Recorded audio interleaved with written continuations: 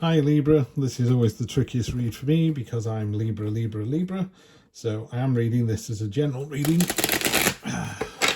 So hard to shuffle these cards, people. I'm doing it as a general reading. So take what resonates, leave what doesn't. Can I ask before we start this though, please subscribe. Makes a huge difference, costs you absolutely nothing, takes 5 seconds. If you like the video, please do like it because that pushes it out to other people so it grows the channel. And I'm in this because, you know, I enjoy doing it, but it'd be great to see those numbers climb. And they have climbed. You know, I've gone from 3 subscribers to, last time I looked, 40 subscribers. That's fantastic in a couple of weeks. So really appreciate you being here. Obviously, you're the beautiful, articulate, intelligent end of the Libra scale, which is why you've come to this channel. And I do appreciate you being here. So let's jump in and see what the week holds for you and also for me. It's going to be exciting. Okay. Page of Swords, cutting through the nonsense. Clarity, candor, you know, he's cutting through those brambles that are holding him back. He's releasing the fruits of his labours. Good start. I'm liking this. It's turned up over and over and over again. This card has appeared in most of the readings today in various positions. Two of Swords. You know, be careful you don't miss the important announcement or some important news, because these two swords are kind of rubbing against each other, and it's a card of stagnation and a card of just irascibility. It's like, oh, come on, we don't really need to see that. Let's get rid of it. Whoa, aces. Sun card, best card in the deck, apparently. I don't think so. I prefer the Magician and the Hanged Man, as you know, and Strength maybe, and Justice and a few others, but it's a really, really good card. This is our near past. So either next week and the early part of the week is going to be great, or it was great last week. I mean, I had a pretty good week last week. I'm still here, so that's important. I love people and they love me, so that's also important. So yeah, I'll take that. But yeah, last week was fantastic, so that's really good to see. Ooh, got the devil coming in next week, people. Let's talk about that a bit more detail when we know how that all sits together. But again, she's whispering about impermanent pleasures, you know. Have 5 donuts when one will satisfy you. Why not drink the whole bottle of wine instead of one glass? We know why. Oh, nice. High Priestess. So we've got 3 major arcana sat down here.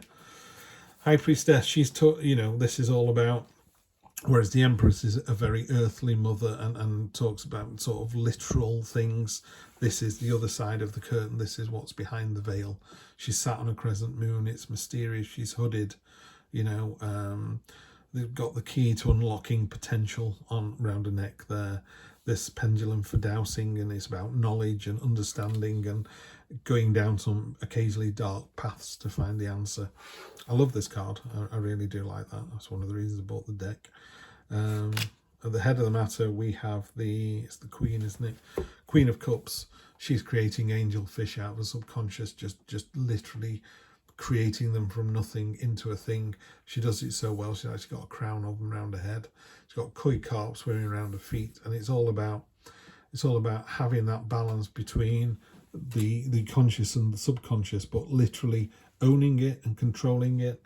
So, you know, sometimes people can get a bit what's the word, a bit angry and a bit out of themselves. She's able to just draw that back in and just bring it into balance.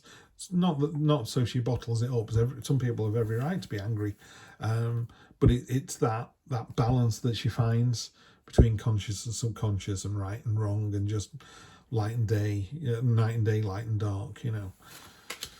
Oh, that's good. People are going to see how much hard work we've been putting in recently. This hammer's smoking hot from all the work it's done. And I know there are a lot of Libras out there who are smoking hot, so that's really good to see. I'm not including myself in that, by the way. So yeah, smoking hot. That's reward after effort. The craftsmanship, it's diligence, it's getting stuff done. You know, it's real physicality. So in a relationship, that could talk about, you know, putting in the groundwork, putting in the day-to-day, hug them in the morning, kiss them at night, make them a brew, you know, tidy up after yourself, all that kind of good stuff, where at the end of the day, people are happy to have been around you, you know, happy to have been part of your life. This is how other people see the situation. The 3 of Wands, bit of an entrepreneur card, bit of things, kind of expansion going on. In this particular deck, it's about, you know, this bird, this seagull, this gannet has seen what they want and has gone for it and literally targeted, literal speed, action. This is what I want. This is what I'm going to get. And it's so inspiring. It's bringing another 4 with it, you know, so you're leading by example here. That's how other people see that. So that's really nice to see. Hopes and fears. Wow, this is great. You did see me shuffle the cards beforehand, didn't you? I'm not making this up. Ace of Cups, you know, we've got poppies at the bottom. Poppies are about dreams, and it's just, you know, by all means dream away, but you got to do something about it. You can't just go, I wish, I wish, I wish, and then, you know, I've always wanted to travel abroad. Well, are you putting any money away for a ticket? No, I'm not. I'm spending it all down the pub. Well, you know, you got to nurture these dreams and wishes with intent. You know, this is the water of intent there. Then it's important that we do this. You know, that's why it's got the dove. The dove is the messenger. It's got a crown above its head. It's an important message. So our hopes and fears are new start with intent. You know, and you know, let's make some of these dreams and promises and wishes come true. And then final outcome, temperance. Very similar to the kind of pouring water onto something and the Queen of Cups. There's a lot of balancing energy in this Libra scales. Of course it is. Yeah. You know, in the background here, I'm not sure if you can see in this light, in the background there are flowers on one side and swords on the other. It's literally, and there's a yin and yang symbol above her head. Just get the spot varnish. There you go. Spot varnish just kicks in. So, you know, this is literally about finding that harmony, finding that balance. And what we know above anything else is we can do that all day long. You know, we are able to find the harmony and the balance in the things that we do. Bottom of the deck, we've got the Fool. Love to see that. Love to see that. Yeah. Yes, please. The Fool, if this is your first time here, I don't know, first time tarot reading, how amazing would that be? Fancy doing that? Fancy this being your first ever tarot reading? That's giving me chills. That's great. But if it's not, you know, a lot of people know about the Fool. The Fool in a more traditional deck is a young man or a young person, it doesn't have to be gendered, stepping off a precipice, you know, off into the unknown. It's the all or nothing card. It's card 0 in the deck. You go all the way around. You have all these adventures. The Fool meets the devil. The devil tries to tempt him. The Fool meets the High Priestess. She tells him that not only is there an earthly mother, there's a spiritual mother. There's more to this world than what we can see. The Fool is literally that joyful, exuberant, you know, stepping out into the unknown. With us, he's got a small, not in this one, he's got a small bag on his back, a small rucksack, you know, because he doesn't need much. He's got a faithful dog by his feet. The dog's yapping away quite happily. It's just jumping into the unknown. Loving this reading, really loving this reading. I'm going to have to go back to it again, pardon me, next week and see how much of it comes true. This looks fabulous. I'm going to draw a specific card for the devil and see what's that on top of that. Okay, that's the 5 of Wands. You got Gandalf's staff there, and basically there's some kind of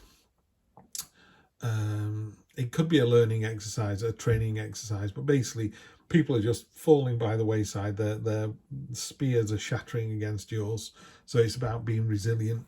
So there's the resilience on top of the devil there. I do think maybe next week something's going to tempt us. In my case, it would definitely be donuts. You know, don't have 1, have 5. In my case, it's like don't have any. So yeah, I think there's that coming in next week. And here we go. We have the High Priestess doubling down. That's the message from the read. Then we have 2 others. I'm sorry for any noises in the background. I've got a builder doing some work at the moment. We've also got this guy's turning up over and over again. The Knight of Cups. He's creating a sword out of water there. He's just imagining a sword. He's got very ornate, beautiful, but completely impractical armor, you know, because he's about imagination and dreams. It's, you know, even his face is covered. He doesn't need to see what he's doing. He's just in a dream state all the time. The negative side of that is be careful you don't daydream all the time. But what it's talking about really is, you know, we need to imagine these dreams and hopes and things before they can become reality.